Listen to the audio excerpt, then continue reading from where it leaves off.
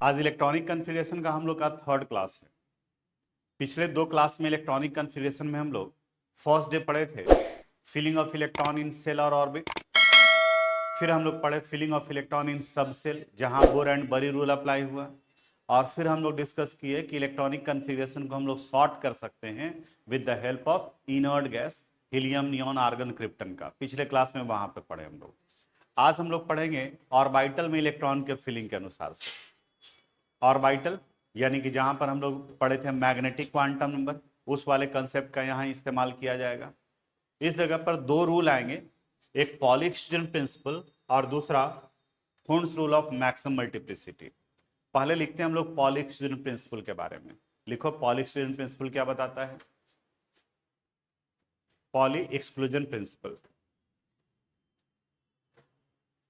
लिखिए। It states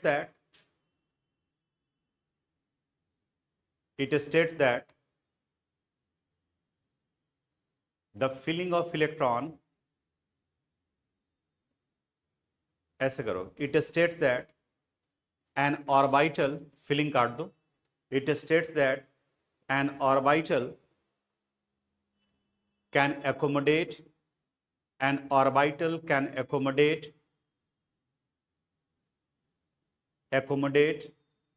maximum two electron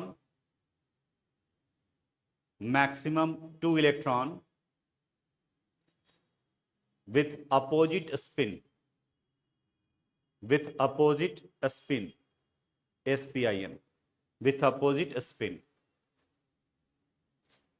board पर देखो। ऑर्बिटल को हम लोग बॉक्स से रिप्रेजेंट करते थे। एस ऑर्बिटल के लिए हम लोग एक बॉक्स बनाते थे। पी सबसेल में 3 ऑर्बिटल्स होते हैं, पी एक्स, पी वाई और पी जेड। डी सबसेल में 5 ऑर्बिटल था, जिसका हम लोग ज्योमेट्री बनाए थे, D X Y, D Y Z, D Z X, D X square minus Y square और डी जेड। और वहीं एफ सबसेल में 7 ऑर्बिटल थे, 1 2 3 4 5 6 and 7।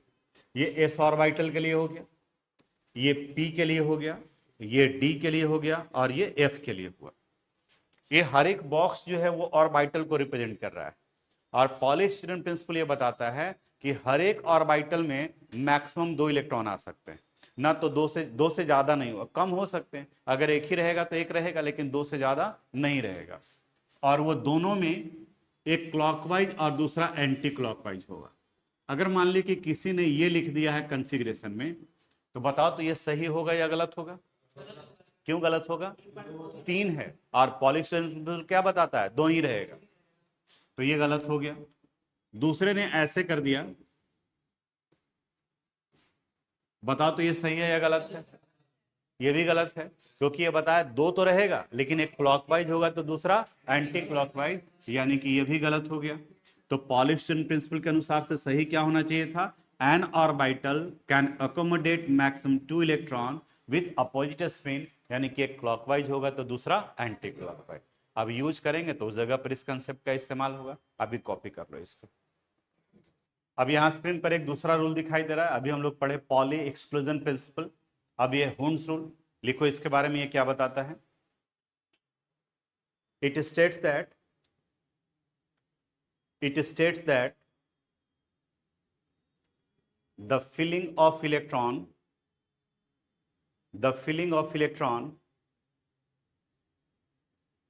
in orbitals of same energy level,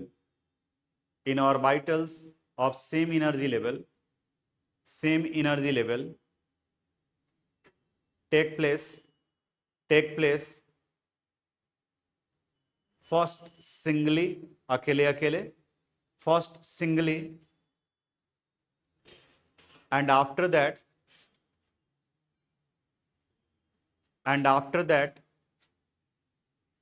pairing take place,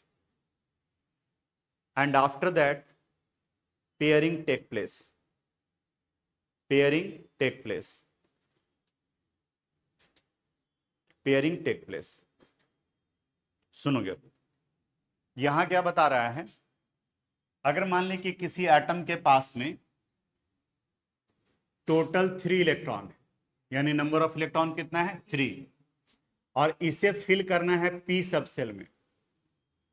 तो P सब cell में 3 orbitals होते हैं। इन तीनों को एक साथ लिखने का मतलब यह हुआ कि इन तीनों का एनर्जी वैल्यू सेम है। तो हुंस रूल बताता है कि इन तीनों में इलेक्ट्रॉन पहले सिंगली फिल्ड होगा, उसके बाद पेयरिंग होगा। यानी ये 3 इलेक्ट्रॉन देखो कैसे फिल करते हैं, 1 2 3, इस तरीके से। अगर मान ले कि 4 इलेक्ट्रॉन रहता, n का वैल्यू 4 होता, तब इस कंडीशन में p सब सेल में फिल करते। तो p सब सेल में 3 ऑर्बिटल्स हैं, ये p का सब सेल है। देखो कैसे इलेक्ट्रॉन फिल कर रहे हैं, 1 2 3, सिंगली हो गया, फिर एक बचा हुआ है तो यहां पर 4, फिर आता तो यहां 5, और फिर यहां क्या आ जाता 6। पहले एक एक करके फिल होगा, उसके बाद में फिर उनका पेयरिंग होगा। एस में एक ही होता है, पी में 3 ऑर्बिटल होते हैं, डी में 5 होता है। तो 5 है तो वहां पर भी पहले सब में सिंगली जाएगा, और फिर अगर बचा हुआ है तो फिर उनका पेयरिंग स्टार्ट होगा। कॉपी कर लो इसको। अब इन दोनों कंसेप्ट का इस्तेमाल करेंगे हम लोग इलेक्ट्रॉनिक कॉन्फ़िगरेशन में। पहले जो पढ़े हैं वो तो यूज होगा ही होगा, और उसके बाद में फिर अब यहां करते हैं। बोर्ड पर देखना, कुछ एक एग्जाम्पल बताते हैं। वो इलेक्ट्रॉनिक कॉन्फ़िगरेशन लिखने के लिए तरीका क्या बताए, सबसे पहले आप ऑफ बॉक्स प्रिंसिपल का सीक्वेंस लिख लो, 1s 2s 3s 4s 5s 6s 7s। इस जगह पर 2p 3p 4p 5p 6p 7p। यहां क्या आ जाएगा, 3d 4d 5d 6d 7d। इस जगह पर बताओ 4f 5f 6f 7f। अब जरा सीक्वेंस बताइए आप, बताओ सबसे पहले इलेक्ट्रॉन कहां जाएगा, 1s में, इसके बाद 2s, फिर 2p 3s 3p 4s 3d 4p 5s 4d 5p 6s 4f 5d 6p 7s 5f 6d 7p, ये रखना है। फिर इनर्ट गैस, इनर्ट गैस में कौन कौन सा लेकर के चलना है, हीलियम, नियॉन, आर्गन, क्रिप्टन, जेनन और ये रेडॉन। हीलियम का एटॉमिक नंबर 2 10 18 36 54 86। हीलियम का कॉन्फ़िगरेशन आता है 1s2। नियॉन का लिखोगे तो ये इंड करता है 2p6 पर, ये इंड करता है 3p6 पर, ये 4p6 पर, यहां ये 5p6 पर, और ये 6p6 पर। ये पिछले क्लास में इसका प्रैक्टिस किए थे, आज वहीं से फिर स्टार्ट करते हैं हम लोग। मान लीजिए कि हमें कहा गया कि आप ऑक्सीजन का इलेक्ट्रॉनिक कॉन्फ़िगरेशन लिखो और बताओ कि इसमें कितने अनपेयर्ड इलेक्ट्रॉन है। ये भी काम दे दिया। ऑक्सीजन का एटॉमिक नंबर 8 है। हमने बताया कि इसके ठीक पहले वाले इनर्ट गैस को चेक करो, तो बताओ इसके पहले कौन इनर्ट गैस आएगा, हीलियम। तो यहां क्या लिख दिए, हीलियम। हीलियम एंड कर रहा है 1s पर, फिर 1s के बाद इलेक्ट्रॉन कहां जाएगा, 2s, और 2s के बाद 2p।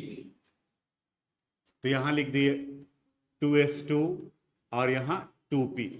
देखो हीलियम का एटॉमिक नंबर 2 है, तो 2 to 4, अब इसमें कितना इलेक्ट्रॉन डाल देंगे, 4, 8 के बराबर होना चाहिए। इलेक्ट्रॉन काउंट करोगे 4 to 6, अगर याद नहीं रहता है तो आप लिख दो, बाद में इसे हटा देना, वो लिखा नहीं जाता है वहां पर एटॉमिक नंबर, सिर्फ स्क्वायर ब्रैकेट से रिप्रेजेंट किया जाता है। अब इसी को ऑर्बिटल वाइज लिखना है, तो देखो यहां हीलियम लिख दिए। आप जरा बताओ तो इस सब सेल में कितना ऑर्बिटल होता है, 1, तो इसलिए यहां पर एक बॉक्स बना दिए। पी सब सेल में कितना होता है, 3, तो यहां पर ये 3 ऑर्बिटल्स बना दिए। इस जगह पर जो लिखा हुआ है वो लिखेंगे यहां 2s2 और 2p4। अब इलेक्ट्रॉन फिल करते हैं, इसमें 2 इलेक्ट्रॉन है, तो पॉलिश स्टीरन प्रिंसिपल के अनुसार से यहां दोनों इलेक्ट्रॉन चला गया। इसमें 4 है, तो हुंस रूल के अनुसार से इसमें 1 2 3 और फिर यहां पर क्या आ गया, 4। अब बताओ तो इसमें नंबर ऑफ अनपेयर्ड, यानी जो अकेले अकेले है, अनपेयर्ड इलेक्ट्रॉन, बताओ कितना अनपेयर्ड इलेक्ट्रॉन है? यहां पर ये 2 अनपेयर्ड इलेक्ट्रॉन है। पता चला? एक दो और बताते हैं। अगर मान ली कि हमें लिखना रहता आयरन का, एटॉमिक नंबर 26 है, बोलो इसके ठीक पहले कौन इनर्ट गैस? आयरन का एटॉमिक नंबर 26 है, इसके पहले इनर्ट गैस कौन सा है? तो यहां लिख दिए आर्गन। आर्गन का एटॉमिक नंबर 18 है और ये इंड करता है 3p तक, यानी अब 3p तक इलेक्ट्रॉन लिखने का जरूरत नहीं है। फिर कहां जाएगा? 4s, 4s के बाद में 3d में। तो यहां लिखेंगे हम लोग 4s2 और 3d। काउंट कर लो इलेक्ट्रॉन लिखने के पहले, 18 and 2 20, और हमें 6 और डालना है, तो इस जगह पर आ जाएगा 4s2 3d6। अगले स्टेप में यहां आर्गन, s के लिए एक ऑर्बिटल, d सबसे में बताओ कितना? 1 2 3 4 and 1 5, 4s2 3d6, 1 2 6 इलेक्ट्रॉन। देखो कैसे फिल कर रहे हैं, 1 2 3 4 5 and 1 6, पूरा फिल हो गया। अब देखो इसमें नंबर ऑफ अनपेयर्ड इलेक्ट्रॉन कितना है? अनपेयर्ड इलेक्ट्रॉन ये वैल्यू कितना हो गया? 4। बोलो बन जाएगा ऐसे? कॉन्फ़िगरेशन पिछले क्लास में सीखे थे, आज सिर्फ इतना नया है कि एस है, जो यहां पर लिखे हम स्टार्टिंग में ही, कि अगर एस है, एस सबसेल में सिर्फ एक ऑर्बिटल, पी सबसेल में 3 ऑर्बिटल, डी में 5 और एफ में 7, और सब में एक ऑर्बिटल में मैक्सिमम 2 इलेक्ट्रॉन, ये पॉलिश जोन प्रिंसिपल। और सेम एनर्जी वाले में पहले इलेक्ट्रॉन सिंगली फील्ड होगा, फिर उनका पेयरिंग स्टार्ट होगा। तो पहले इसको कॉपी कर लो, उसके बाद में फिर देंगे आपको बनाने के लिए। आपको ये लिखने का जरूरत नहीं है, आपकी कॉपी में तो लिखा हुआ है, ये हम सामने में रखें ताकि जरूरत पड़े तो आप उसको जो वो देख सको, बस इतना ही। आप ये वाला कॉपी कर लो। आपको अभी वर्क दिए मैंगनीज का लिखने के लिए। मैंगनीज का 25 होता है, इसके ठीक पहले इनर्ट गैस आ गया आर्गन। आर्गन के बाद इलेक्ट्रॉन जाएगा 4s में, तो 4s2 और यहां आ गया 3d5। एटॉमिक ऑर्बिटल डायग्राम बनाएंगे तो यहां आर्गन, s सबसेल के लिए एक बॉक्स और d सबसेल में 5 ऑर्बिटल हैं, 1 2 3 4 and 1 5, 4s2 और 3d5। s में 2 इलेक्ट्रॉन, 1 2, इसमें 5 इलेक्ट्रॉन, 1 2 3 4 5। तो अगर कोई नंबर ऑफ अनपेयर्ड इलेक्ट्रॉन पूछे तो इसमें नंबर ऑफ अनपेयर्ड इलेक्ट्रॉन हुआ कितना? 5। आप में से कितने लोग का सही हुआ था? ठीक। अब थोड़ा सा आप याद करो, फर्स्ट डे जब हम लोग कॉन्फ़िगरेशन लिखे थे तो क्रोमियम और कॉपर का कॉन्फ़िगरेशन गलत हो गया था, ठीक है। अब यहां पर वो बात समझ में आएगा कि क्रोमियम और कॉन्फ़िगरेशन का क्या सही होता और वो क्यों होता है। जो आप बता सकते हो, क्रोमियम का एटॉमिक नंबर कितना होता है? 24। क्रोमियम का एटॉमिक नंबर 24। अगर इसका कॉन्फ़िगरेशन लिखेंगे तो ये आ जाएगा आर्गन 4s2 और ये 3d4। लेकिन अगर ये कॉन्फ़िगरेशन लिखते हैं तो इसको गलत किया जाता है। क्या कंसेप्ट कहता है? जो half filled and full filled orbital are comparatively more stable. आप बताओ तो डी सबसेल में मैक्सिमम कितना इलेक्ट्रॉन आता है? डी सबसेल में मैक्सिमम 10 इलेक्ट्रॉन, 10 इलेक्ट्रॉन आता है। तो इसके फुलफिल्ड होने के लिए 10 इलेक्ट्रॉन चाहिए, और हाफ फील्ड यानी कि सब में एक एक इलेक्ट्रॉन चाहिए, तो उसके लिए कितना चाहिए? 5। तो रूल ये कहता है कि अगर कहीं पर भी कॉन्फ़िगरेशन में D4 आ जाए तो उसको कन्वर्ट कर दो D5 में, और अगर कहीं पर D9 आ जाए तो उसे कन्वर्ट कर दो किस में? D10 में, क्योंकि हाफ फील्ड और फुल फील्ड का स्टेबिलिटी क्या है? ज्यादा। अब सवाल उठता है कि D4 को D5 करेंगे तो एक इलेक्ट्रॉन चाहिए, वो कहां से मिलेगा? तो कहता है कि 4s और 3d में ऑर्बिटल होता है, जैसे ये थर्ड ऑर्बिटल है और ये फोर्थ ऑर्बिटल है, देखो ये 3s 3p 3d 4s 4p 4d 4f है। एक्चुअली होता क्या है, इधर ये सेंटर में न्यूक्लियस है तो ये 4s इसको ओवरलैप कर जाता है, तो ओवरलैप करने की वजह से 3s के बाद 3p और 3p के बाद में ये 4s है, तो न्यूक्लियस के नजदीक में 4s चला गया, उसके बाद में कौन है 3d, इसलिए पहले इलेक्ट्रॉन 4s में जाता है और फिर 3d में। एक चीज और आप देख रहे होगे कि 3s और 3p के बीच में गैप है, लेकिन ये 4s और 3d एक दूसरे को क्या कर रहा है, ओवरलैप कर रहा है, तो इस ओवरलैपिंग की वजह से इन दोनों के बीच में एनर्जी गैप बहुत कम हो जाता है, और जहां एनर्जी गैप कम होता है वहां पर आसानी से एक्सचेंज हो सकता है। जैसे अगर दो लोग हैं 11th और 12th वाले स्टूडेंट्स के बीच में एनर्जी गैप कम होता है, तो कम होता है तो एक्सचेंज भी, आइडियाज भी एक्सचेंज होते हैं, एक दूसरे के साथ में बात भी शेयर करता है, झगड़ा भी होता है, क्योंकि उन दोनों के बीच में एनर्जी गैप कम है। रेयरली आप देखोगे कि 12th स्टैंडर्ड वाला बच्चा जो है वो 6th क्लास के बच्चा से झगड़ा कर रहा है। रेयरली क्यों नहीं करेगा, क्योंकि उसको शर्म लगेगा। 6 वाला नहीं करेगा 12th वाले से, क्योंकि उन दोनों के बीच में एनर्जी गैप क्या है, ज्यादा है। जहां एनर्जी गैप कम है वहां पर आसानी से एक्सचेंज होता है। तो इस जगह पर D4 को D5 में कन्वर्ट करने के लिए ये D4 इस S से बात करता है, बोलता है कि भैया आप अपना एक इलेक्ट्रॉन दीजिए, तो बोला यार हम दे देंगे, हम भी तो स्टेबल हैं, हमारा फुलफिल्ड ऑर्बिटल है। तो बोला स्टेबिलिटी के लिए दो कंडीशन है, फुलफिल्ड या तो फिर क्या, हाफ फिल्ड। अपना एक इलेक्ट्रॉन आप हमें दे दोगे तो आप हाफ फिल्ड हो जाइएगा और हम भी हाफ फिल्ड, यानी दोनों भाई स्टेबल हो जाएंगे। तो बोलता है कि हाँ ये कर सकते हैं हम। तो उस कंडीशन में इनका कॉन्फ़िगरेशन हो जाता है आर्गन 4s1 और 3d5। अब अगर एटॉमिक ऑर्बिटल डायग्राम बनाओगे आप तो यहां पर आ जाएगा आर्गन 4s और d में 1 2 3 4 और ये 5, तो यहां 3d5 और इस जगह पर 4s1। इसमें 1 इलेक्ट्रॉन है और यहां 5 है, तो 1 2 3 4 5। बताओ तो इसमें नंबर ऑफ अनपेयर्ड इलेक्ट्रॉन कितने हो गए, 6। नंबर ऑफ अनपेयर्ड इलेक्ट्रॉन यहां निकल कर आ गया 6 अनपेयर्ड इलेक्ट्रॉन है। तो आपको यह ध्यान में रखना है, आप ये बोलो कि सर P2 है तो उसको P3 कर दें क्या, तो 2s और 2p के बीच में एनर्जी गैप है, तो एनर्जी गैप है तो वो आसानी से इलेक्ट्रॉन नहीं देगा।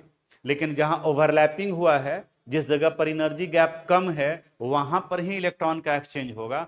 तो आप अपने लेवल में 30 तक पढ़ना है तो 30 तक में सिर्फ इस जगह पर आओगे, और फिर आगे की तरफ में बढ़ेंगे तो एफ वाले में बहुत ज्यादा ओवरलैपिंग की वजह से एनर्जी गैप बहुत कम है, तो वहां और भी ज्यादा एक्सचेंज होता है। तो अभी आप सिर्फ ध्यान रखना कि कहीं पर भी कन्फिग्रेशन में अगर D4 है तो उसको कन्वर्ट कर देंगे कहां, D5 में, और अगर D9 है तो कन्वर्ट कर देंगे D10 में। तो आप क्रोमियम का लिख लो और फिर इसको भी लिखोगे, आप पहले इसी को नोट कर लेना, उसमें कोई चेंजेस नहीं करेंगे, कोई चेंज नहीं। सिर्फ D4 अगर है तो उसको कहां कन्वर्ट करेंगे, D5 में, और अगर D9 है तो उसको कन्वर्ट करेंगे D10 में। देखो ना, इसी वजह से जब बोले तो फिर से यहां देखो, क्रोमियम का 24 है, अगर पूरा स्टार्टिंग से लिखेंगे हम लोग तो 1s2 2s2 2p6 3s2 3p6, और लिखे थे हम लोग 4s2 और 3d4। हाँ D4 आ गया तो हम लोग को तुरंत दिमाग में स्ट्राइक करना चाहिए कि D4 को किस में कन्वर्ट करना है, D5 में कन्वर्ट करना है। तो D5 में कन्वर्ट करना है तो सही कॉन्फ़िगरेशन क्या हो जाता, 1s2 2s2 2p6 3s2 3p6।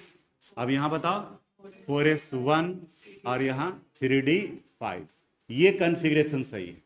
इसी को 281 के फॉर्म में कन्वर्ट करेंगे तो देखो फर्स्ट ऑर्बिट में कितना इलेक्ट्रॉन है, 2, सेकेंड ऑर्बिट में 8, थर्ड ऑर्बिट में ध्यान से देखो कितना हो गया, 6 to 8 and 5 13, और फोर्थ ऑर्बिट में कितना है 1। इसके अनुसार से लिखे। अब इसी को अगर हमें इनर्ट गैस की सहायता से लिखना रहता तो अभी बताया आपको, आर्गन 4s1 और यहां 3d5। एटॉमिक ऑर्बिटल डायग्राम के फॉर्म में लिखना रहेगा तो आर्गन 4s 1 और D के लिए 1 2 3 4 5, 3D 5 और यहाँ 4s 1। तो यहाँ 1 इलेक्ट्रॉन, यहाँ 1 2 3 4 5, ये 5 इलेक्ट्रॉन हुआ। लिखो नहीं, देखो बाद में कॉपी करने के लिए टाइम देंगे। नंबर ऑफ अनपेयर्ड इलेक्ट्रॉन ये कितना हो गया 6। अब अगर दिमाग काम करता है तो कॉपर पर आ जाते हैं।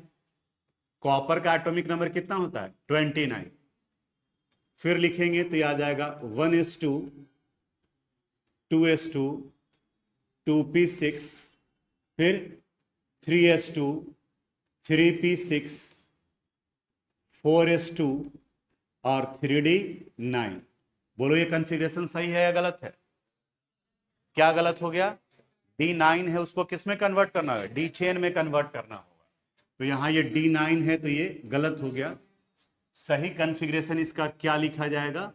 1s2 2s2 2p6 3s2 3p6 4s1 3d10। अब इसको 281 के फॉर्म में कन्वर्ट करो। फर्स्ट ऑर्बिट में 2 इलेक्ट्रॉन, सेकेंड ऑर्बिट में 8, थर्ड में देखो कितना है 18 और फोर्थ में 1, यानी 2 8 18 1। तो मे भी 2 क्लास पहले आपको बताया था कि अभी थोड़ी देर के लिए मान लो कि 2 8 18 1 है, और 2 क्लास के बाद में समझ में आएगा कि कब क्या होगा। अभी आपको समझ में आया हो कि क्यों लिखवाए थे वहां पर। अगर इसको हम लोग इनर्ट गैस की सहायता से लिखेंगे तो यह आ जाएगा आर्गन 4s1 और 3d10।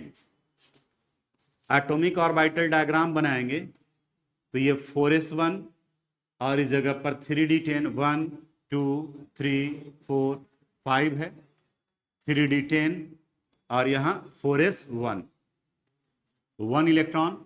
देखो कैसे फिल कर रहे हैं 1 2 3 4 5 6 7 8 9 10। अब अगर कोई आपसे पूछे कि इसमें कितने अनपेयर्ड इलेक्ट्रॉन हैं, तो इसमें नंबर ऑफ अनपेयर्ड इलेक्ट्रॉन आ गया। बोलो समझ में आया? तो पहले स्टेटमेंट लिखवा देते हैं, नहीं तो भूल जाओगे। नोट में लिखो। मैंगनीज का आप लिखे हैं, मैंगनीज के बाद में नोट में लिखिए half filled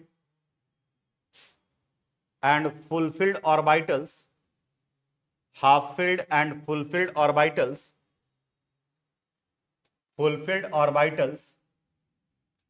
are comparatively more stable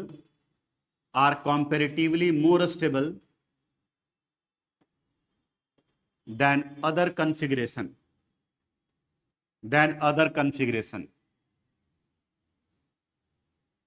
and therefore we should convert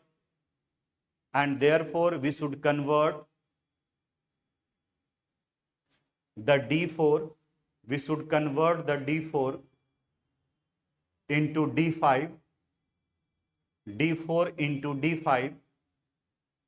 and D9 into D10 इसको ये बॉक्स में कर लो और क्रोमियम और कॉपर का जैसे लिखे हैं उसको आप कॉपी कर लोगे। स्टेटमेंट के बाद में ये लिख लो यहाँ पर। इलेक्ट्रॉनिक कॉन्फ़िगरेशन के नेक्स्ट पार्ट पर आते हैं, ये लास्ट पार्ट होगा। यहाँ आयन का कॉन्फ़िगरेशन लिखना है। Ion, when an atom loses or gain electron it becomes charged and that charged species is called ion। अगर पॉजिटिवली चार्ज है तो उसे कटायन और निगेटिवली चार्ज है तो उसे अनायन। जितना पॉजिटिव चार्ज है इसका मतलब उसने उतना इलेक्ट्रॉन लूज किया है, और जितना निगेटिव चार्ज है इसका मतलब उसने उतना इलेक्ट्रॉन गेन किया है। अब जैसे अगर मान लिया कि हमें दिया गया कॉन्फ़िगरेशन लिखने के लिए कि आप लिखो Na+ का कॉन्फ़िगरेशन। सोडियम का एटॉमिक नंबर कितना होता है 11। तो सबसे पहले नंबर ऑफ इलेक्ट्रॉन निकाल लेंगे। एकदम ध्यान से समझना, इनका इलेक्ट्रॉन का नंबर हो जाएगा, अगर चार्ज नहीं रहता तो 11, एक प्लस चार्ज है इसका मतलब इसने 1 इलेक्ट्रॉन लूज किया है। तो अब ये बताओ कितना हो गया 10। अब 10 का इलेक्ट्रॉनिक कॉन्फ़िगरेशन लिखना है तो तुम सिर्फ नियॉन नहीं लिखोगे, आपको देखना है कि 10 के पहले कौन सा इनर्ट गैस आता है, यानी उसके ठीक पहले के इनर्ट गैस को लेना है। तो देखो तो 10 है तो 10 के पहले कौन होगा, हीलियम। जैसे अगर आपको कॉन्फ़िगरेशन ही कह दिया है कि नियॉन का लिखिए, तो नियॉन तो खुद इनर्ट गैस है, तो इसके पहले किसको लेके चलना होगा, हीलियम को। अगर क्रिप्टन का कहा जाएगा लिखने के लिए तो आप स्टार्ट करेंगे आर्गन से, ठीक है। तो अब यहां पर सोडियम का लिखना था Na+ का कॉन्फ़िगरेशन, तो Na+ के ठीक पहले 10 है, इसके ठीक पहले कौन आ जाएगा, हीलियम। हीलियम इंड करता है 1s2 पर, तो फिर कॉन्फ़िगरेशन आ जाएगा 2s2 और 2p6। देखो ये 10 हो गया, 2 2 4 एंड 6 10। समझ में आया। अगर हमें कहा गया इनका लिखने के लिए S2- और इनका एटॉमिक नंबर 16 है, तो सबसे पहले इलेक्ट्रॉन कैलकुलेट कर लो। एटॉमिक नंबर 16 है तो इलेक्ट्रॉन 16 होता, लेकिन 2- का मतलब इसने 2 इलेक्ट्रॉन गेन किया है, तो 16 + 2 कितना हो गया, 18। बताओ इसके ठीक पहले कौन सा इनर्ट गैस, 18 के ठीक पहले, यानी किसको रखेंगे, नियॉन। नियॉन इंड करता है कहां पर, 2p पर, तो 2p के बाद 3s2 और यहां 3p6, तो 10 to 12 एंड 6 18। बोलो लिख सकते हो आप लोग भी। तो इन दोनों का कॉन्फ़िगरेशन कॉपी करो और हम जो दे रहे हैं उसका कॉन्फ़िगरेशन आप लिखोगे। आप लिखोगे Fe2+ का कॉन्फ़िगरेशन आयरन का। ध्यान दो यहां पे आपको कॉन्फ़िगरेशन दिए थे Fe2+ का लिखने के लिए, और Fe2+ का कॉन्फ़िगरेशन आप लोग क्या क्या लिखे हैं जो पहले बता लेते हैं। आपने यहां तक सही किया, Fe2+ एटॉमिक नंबर 26 है, तो नंबर ऑफ इलेक्ट्रॉन यहां आ गया 26 - 2, इट मीन्स 24, ये सही है। फिर आपने किया क्या कि इसका कॉन्फ़िगरेशन लिखे तो इनर्ट गैस आर्गन, और फिर लिख दिया 4s2 और 3d4। हमने बताया कि ये कॉन्फ़िगरेशन आपका गलत है, तो तुरंत फिर आपके दिमाग में बात आया कि अच्छा अभी तो थोड़ी देर पहले बताए थे कि D4 को D5 में कन्वर्ट किया जाता है और D9 को D10 में कन्वर्ट किया जाता है। तो आपने करेक्शन करके फिर से कॉन्फ़िगरेशन लिखा, आर्गन 4s1 और 3d5, और हमने बताया कि ये कॉन्फ़िगरेशन भी गलत। अब दिमाग में घंटी बजा कि अब ये होना क्या चाहिए था। अब ध्यान से सुनो, जब भी किसी कटायन का फॉर्मेशन करते हैं तो इलेक्ट्रॉन आउटर मोस्ट ऑर्बिट से निकलता है, इलेक्ट्रॉन आउटर मोस्ट ऑर्बिट से निकलता है। देखो इसका कॉन्फ़िगरेशन, ये 4th ऑर्बिट है और ये कौन सा ऑर्बिट है, 3rd। तो आउटर मोस्ट ऑर्बिट 3rd होगा या 4th होगा, 4th होगा। वो अलग बात है कि ओवरलैपिंग की वजह से ये आउटर मोस्ट ऑर्बिट का एनर्जी वैल्यू कम हो गया, 3d का ज्यादा हो गया, तो इलेक्ट्रॉन उसमें फिल हो रहा है। लेकिन outer most orbit is outer most orbit. अगर एक 5th ऑर्बिट है, दूसरा 4th ऑर्बिट है, तो आउटर मोस्ट ऑर्बिट तो 5th ऑर्बिट ही कहा जाएगा। तो इलेक्ट्रॉन जब कभी भी निकलेगा तो आउटर मोस्ट ऑर्बिट से निकलेगा।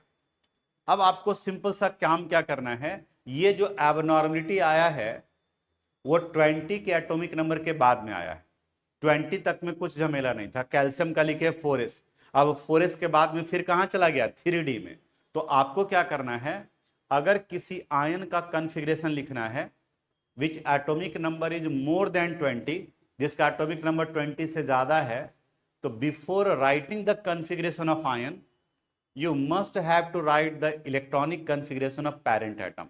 उसके एटम का लिखो, उसे रीअरेंज करो और फिर आयन का करो। नोट में लिखो, हम लिखवाते हैं अभी जो बोल रहे हैं उसको लिखिए। If the atomic number, if the atomic number of ionic species, if the atomic number of ionic species is more than 20, is more than 20, then we should write, then we should write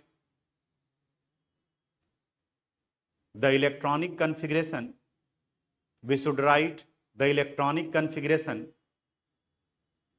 of parent atom, electronic configuration of parent atom before the configuration of ion, before the configuration of ion. And remember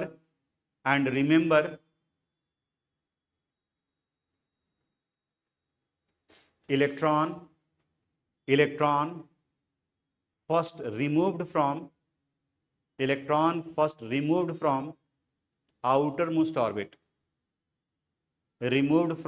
outermost orbit, outermost orbit. अब देखो क्या हम बताना चाह रहे हैं। जो आपको कॉन्फ़िगरेशन लिखने के लिए कहा गया Fe2+ का, इनका एटॉमिक नंबर है 26। ध्यान रखना है कि 20 से ज्यादा है तो आयन का लिखने के पहले उसके एटम का लिखेंगे। तो हम लोग सबसे पहले आयरन का लिख लेते हैं। आयरन का एटॉमिक नंबर 26 है। कॉन्फ़िगरेशन लिखेंगे तो आर्गन 4s2 और 3d6। इसके कॉन्फ़िगरेशन को थोड़ा रीअरेंज कर दो।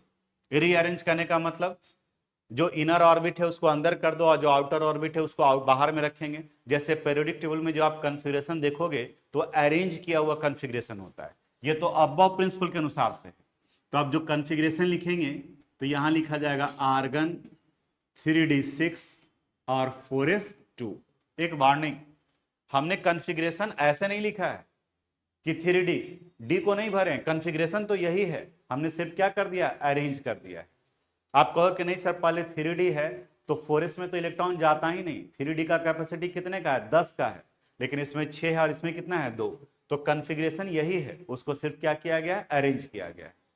अब इसके बाद जिसका लिखने के लिए कहा जाए Fe2+ का, आप बताओगे 2+ का मतलब क्या हुआ, उसने 2 इलेक्ट्रॉन लूज किया है तो बाहर से 2 इलेक्ट्रॉन निकाल देंगे। तो बाहर में कौन है, 4s, तो यहां से 2 इलेक्ट्रॉन निकाल दिए। तो देखो तो अब कॉन्फ़िगरेशन इसका क्या हो गया, आर्गन 3d6। किसी ने कहा कि 2+ नहीं, आप 3+ का लिखो, ठीक है। 3+ का मतलब कितना इलेक्ट्रॉन रिमूव करना है, 3। तो यहां 2 इलेक्ट्रॉन है तो 2 इलेक्ट्रॉन यहां से और 1 इलेक्ट्रॉन यहां से। बोलो कॉन्फ़िगरेशन क्या लिखेंगे, आर्गन 3d5। और पता है 11th में तुम्हारा आना ही चाहिए कॉन्फ़िगरेशन। आपसे सोडियम का कॉन्फ़िगरेशन नहीं पूछेगा, क्लोरीन का नहीं पूछेगा, क्योंकि ये सब तो अंडर 10th स्टैंडर्ड का हो गया। आपसे कॉन्फ़िगरेशन यही सब पूछा जाना चाहिए। Fe2+ का क्या होगा, Cr3+ का क्या होगा, जहां पर गलती के चांसेस हैं। और इसका बहुत बहुत बहुत ज्यादा जरूरत पड़ेगा क्लास 12th के कोऑर्डिनेशन कंपाउंड में। वहां पर आता है कॉम्प्लेक्स का कॉन्फ़िगरेशन लिखना है, CO3+ का, तब कॉन्फ़िगरेशन ही नहीं आता है। तो आप देखोगे तो यूट्यूब चैनल पर 3 वीडियो बैक टू बैक बना है इलेक्ट्रॉनिक कॉन्फ़िगरेशन का ही, सिर्फ वो 12th स्टैंडर्ड के स्टूडेंट्स को लेकर के। वो लोग को कॉन्फ़िगरेशन ही नहीं आ रहा है। 11th में उसके ऊपर में फोकस नहीं किया, अब 12th में जाके गाड़ी रुक गया वहां पर, तब उस जगह पर तो आप ध्यान में रखोगे। समझ में आया कैसे करना है। जो तो जैसे लिखे हैं वैसे ही कॉपी करो और फिर दे रहे हैं जिसका उसका आप लिखोगे, इसको लिखो। इसके बाद अभी हमने आपको एक क्वेश्चन दिया था Mn4+ का लिखने के लिए। मैंगनीज का एटॉमिक नंबर 25 होता है। तो सबसे पहले हम लोग क्या कर लिए, मैंगनीज का लिख लिए कॉन्फ़िगरेशन। मैंगनीज का कॉन्फ़िगरेशन हो जाएगा आर्गन 4s2 और 3d5। अब आप अरेंज नहीं भी कर सकते हो, अगर आपके दिमाग में बैठ गया कि ये 4th ऑर्बिट है और ये कौन सा ऑर्बिट है, 3rd ऑर्बिट, तो इलेक्ट्रॉन निकालेंगे तो पहले कहां से निकालेंगे, 4th से, उसके बाद में फिर 3rd से। इलेक्ट्रॉन पहले हम लोग निकालेंगे 4th से, उसके बाद में फिर 3rd से। तो अब यहां पर अगर हमें निकालना है Mn4+ का, तो देखो यहां से पहले 2 इलेक्ट्रॉन और फिर यहां से 2 इलेक्ट्रॉन, तो फाइनल कॉन्फ़िगरेशन क्या आ जाएगा, आर्गन 3d3। ये आप काम रफ में भी कर सकते हो, क्योंकि तो आपसे क्वेश्चन पूछा गया Mn4+ का, तो आपको तो कॉन्फ़िगरेशन या मार्क्स जो मिलेगा वो इसके कॉन्फ़िगरेशन पर ही मिलेगा, इसी के अनुसार से मिलेगा। तो यहां से भी आप कर सकते हैं। बना था आप लोगों से कॉन्फ़िगरेशन पूरा कंप्लीट, सारे एटम्स का बताए, 281 से स्टार्ट किए, sp/df बताए, नंबर ऑफ अनपेयर्ड इलेक्ट्रॉन बताए, अब आगे बढ़ते हैं, एक और छोटा सा पार्ट जो इस चैप्टर का पहले बताए थे आपको कि जब इलेक्ट्रॉनिक कन्फिगरेशन कंप्लीट कर लेंगे तो फिर हम क्वांटम नंबर पर वापस आएंगे। Principal quantum number, azimuthal quantum number, magnetic quantum number और स्पिन क्वांटम नंबर। देखो यहां पर एक क्वेश्चन दिखाई दे रहा है, ये हम सोल्व करते हैं और ये कंसेप्ट बन जाएगा तो दूसरा क्वेश्चन आपको देंगे बनाने के लिए। कर I determine the value of all 4 quantum number, चारों क्वांटम नंबर का वैल्यू निकालना है। किसका किसका? Second, third, fifth and sixth electron, इन सब का निकालना है। सिक्स्थ इलेक्ट्रॉन का किसके एटम का? नाइट्रोजन का। बता सकते हो नाइट्रोजन का एटॉमिक नंबर कितना होता है? 7। कॉन्फ़िगरेशन लिखेंगे तो 1s2, 2s2 और 2p3, 3 to 5 and 2 7। अब इसका एटॉमिक ऑर्बिटल डायग्राम बनाओ, 1s, 2s और यहां 2p। p सब सेल में कितना होता है? 3। बोर्ड पर ध्यान दोगे नहीं तो नहीं समझ में आएगा। यहां लिख दिए 1s2, 2s2 और ये 2p3। इलेक्ट्रॉन फिल करते हैं, 1 2, यहां भी 2 इलेक्ट्रॉन है, 1 2, यहां 3 इलेक्ट्रॉन है, 1 2 3। ये आगे में जो 1 2 3 लिखा रहता है ये प्रिंसिपल क्वांटम नंबर यानी n का वैल्यू बताता है। ये जो SPDF जो भी लिखा रहेगा वो एजीमुथल क्वांटम नंबर यानी L का वैल्यू बताएगा। ml का वैल्यू ऊपर में लिखते हैं। आप जरा पलट करके देखना, मैग्नेटिक क्वांटम नंबर में यहां पर हम लोग ml का वैल्यू लिखते हैं, s का l का वैल्यू 0 तो इसके लिए 0 हो जाता है। ये भी s का l का वैल्यू 0 तो ml का -L2 प्लस l यानी ये वैल्यू भी 0 होगा। और p के केस में l का वैल्यू 1 तो यहां होता है -1 0 और ये +1। क्वांटम नंबर में लिखे थे हम लोग। जैसे आप बताओ d के लिए l का वैल्यू कितना होगा? नहीं याद आ रहा है, कोई बात नहीं, हम बताते हैं यहां पर S P D F। इसके लिए L का वैल्यू, S के लिए L का वैल्यू 0, P का वैल्यू 1, D 2 और F के लिए क्या लिखते हैं? 3। ml का वैल्यू हम लोग पढ़े थे कि ml का वैल्यू -L से लेकर के +L तक जाता है, -L से +L तक। तो इसीलिए जब हम लोग S बनाए थे तो S के ऊपर में सिर्फ एक 0 आया था।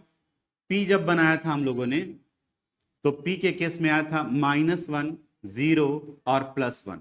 उसी तरह से D में जो 5 था, 1 2 3 4, 1 2 3 4 5, तो देखो तो D के लिए कितना वैल्यू है? 2। तो -2 से +2 तक, तो यहां वैल्यू क्या लिखेंगे? -2 -1 0 +1 और ये +2। उसी तरीके से F में -3 से लेकर के कहां तक गया था? +3 तक। तो ये इसके ऊपर में लिख दिए। अब एक एक इलेक्ट्रॉन को ध्यान से देखना है, हमें चारों क्वांटम नंबर का वैल्यू निकालना है। कौन कौन से?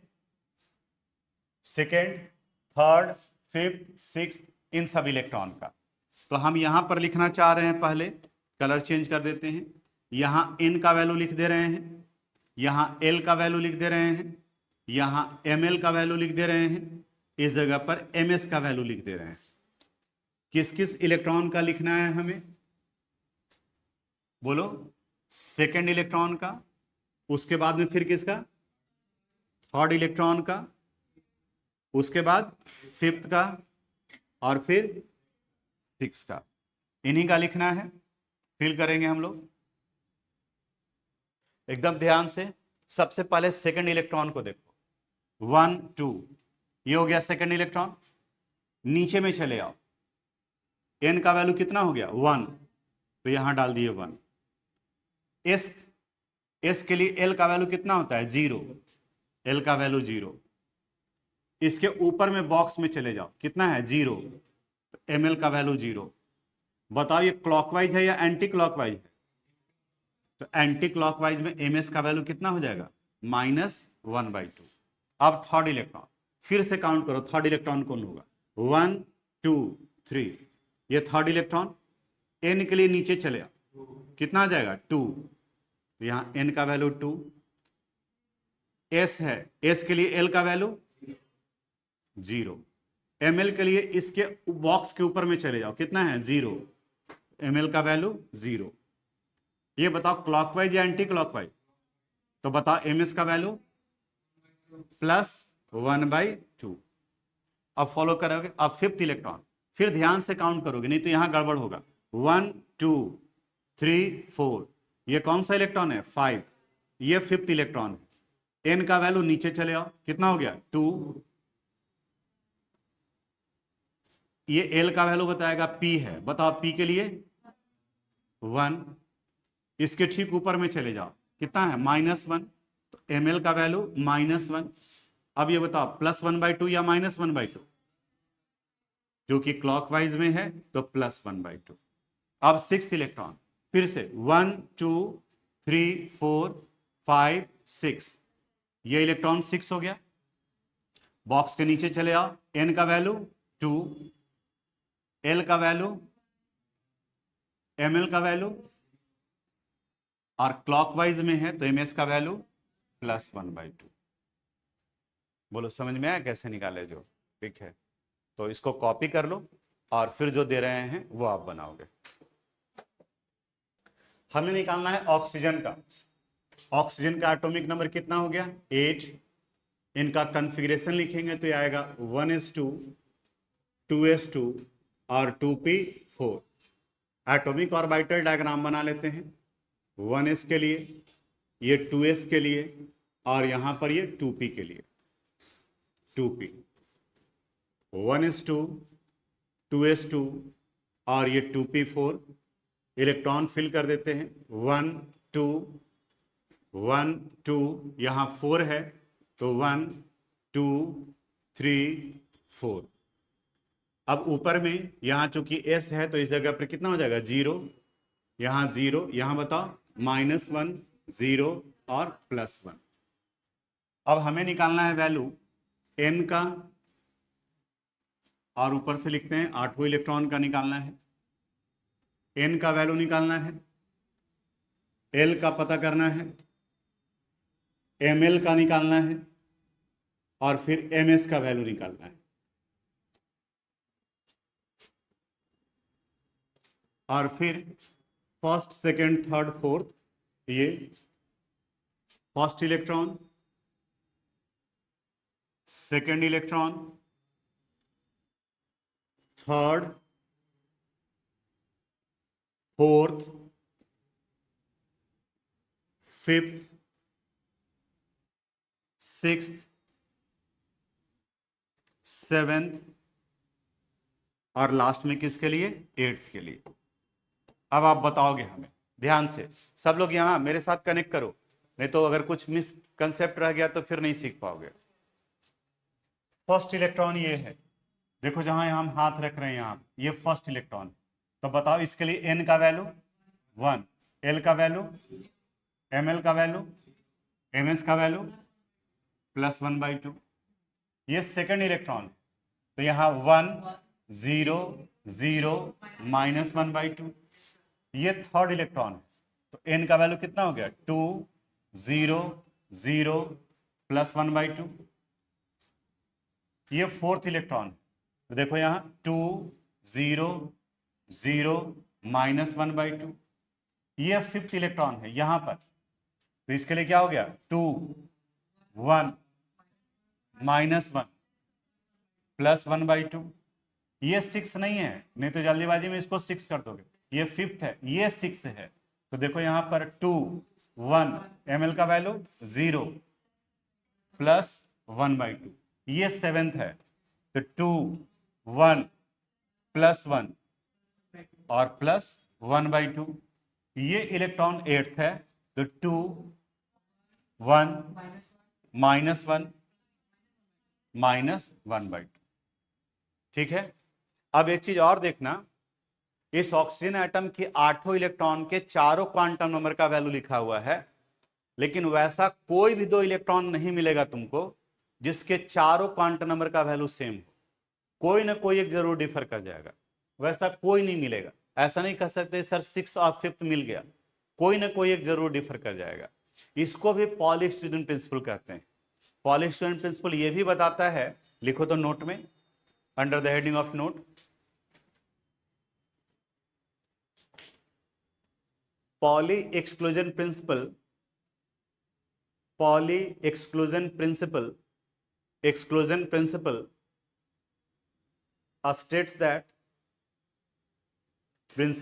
states that no two electrons in an atom are possible having all four quantum numbers are identical. All four quantum numbers are identical. जैसे एक कहता है ना कि एक बॉक्स में जो 2 इलेक्ट्रॉन रखते हैं, तो देखो यहां पे जो इलेक्ट्रॉन है इसका n बराबर हो जाएगा, l बराबर हो जाएगा, ml बराबर हो जाएगा, लेकिन क्या डिफर कर जाएगा, ms। तो पॉली स्टूडेंट प्रिंसिपल उसी पर बेस्ड था कि N orbital can accumulate maximum 2 electron. तो एक ऑर्बिटल के अंदर में रख दिए तो इसके n, l और ml, जैसे देखो ना फर्स्ट और सेकंड इन दोनों का n बराबर है, l बराबर है, ml बराबर है, लेकिन ms क्या हो गया, डिफर कर गया। अब बाकी किसी भी दूसरे को देखोगे तो कभी n डिफर कर रहा है तो कभी l डिफर कर रहा है, चारों बराबर कभी नहीं हो सकता है। तो ये हम लोग स्ट्रक्चर ऑफ एटम आज कंप्लीट किए। अब इस स्ट्रक्चर ऑफ एटम के बाद में अब अगले क्लास में हम लोग क्लासिफिकेशन ऑफ एलिमेंट स्टार्ट करेंगे। इलेक्ट्रॉनिक कन्फिगरेशन बहुत इंपॉर्टेंट है, इसका जरूरत पड़ेगा, अगर कॉपी करना है तो आप कॉपी कर लीजिए। Thank you so much for watching this video. आपका बहुत बहुत धन्यवाद। और अगर आपको किसी भी तरह की कोई भी परेशानी या दिक्कत आ रही है तो आप मुझसे बिल्कुल पूछें, मैं हर एक सवाल का सही जवाब दूंगा और आपके सारे डाउट्स को क्लियर करूंगा। धन्यवाद। और अगर ये वीडियो आपको अच्छी लगी हो तो प्लीज़ लाइक, शेयर, सब्सक्राइब ज़रूर करें और इसको ज़्यादा से ज़्यादा लोगों तक पहुंचाएं।